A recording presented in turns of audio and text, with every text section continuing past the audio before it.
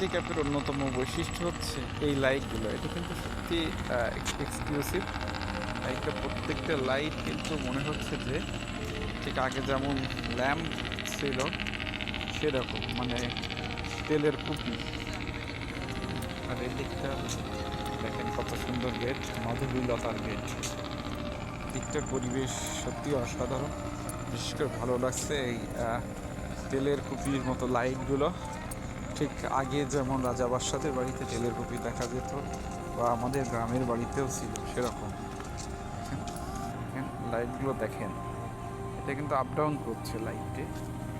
আর একটা সন্ধ্যার মোহনীয় মনোমুগ্ধকর পরিবেশ, প্রশান্তি ক্যাফে, ঠিক খুলনা রূপসা ব্রিজের, রূপসা সড়ক সেতু, রেল সেতুর মাঝামাঝিতে অবস্থান।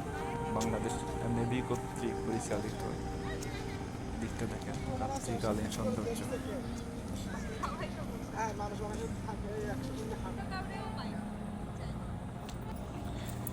ধীরে ধীরে রূপসা নদীর দিকে এগিয়ে যাচ্ছি।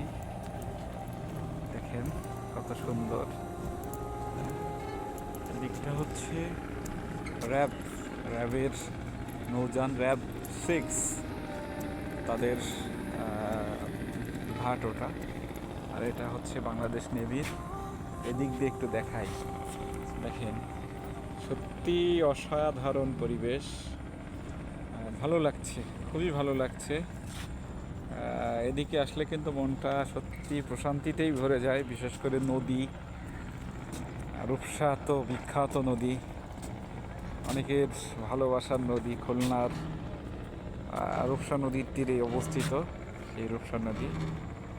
আর এটা একটা ড্রাম ব্রিজ, ড্রামের উপরে তৈরি। আমি নিচে নামছি, এটা কিন্তু দুলছে। দেখেন এটা ড্রামের উপরে, বেশ সুন্দর। এই যে দেখেন, সব মিলায় এখানকার পরিবেশ বা এটা কিন্তু সত্যি অসাধারণ। ভালো লাগছে, দুলছে। এগিয়ে যাচ্ছি, এখানে ডেঞ্জার দেওয়া আছে, তার মানে সামনে বিপদ হতে পারে, যেহেতু এটা ভাসমান অবস্থায় আছে। ছোট নৌকা দেখেন, নদী দিয়ে যাচ্ছে ছোট নৌকা।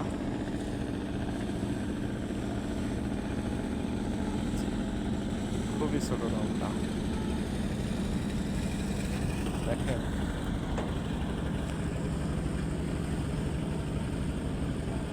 অসাধারণ, সত্যি ভালো লাগছে, খুবই ভালো লাগছে।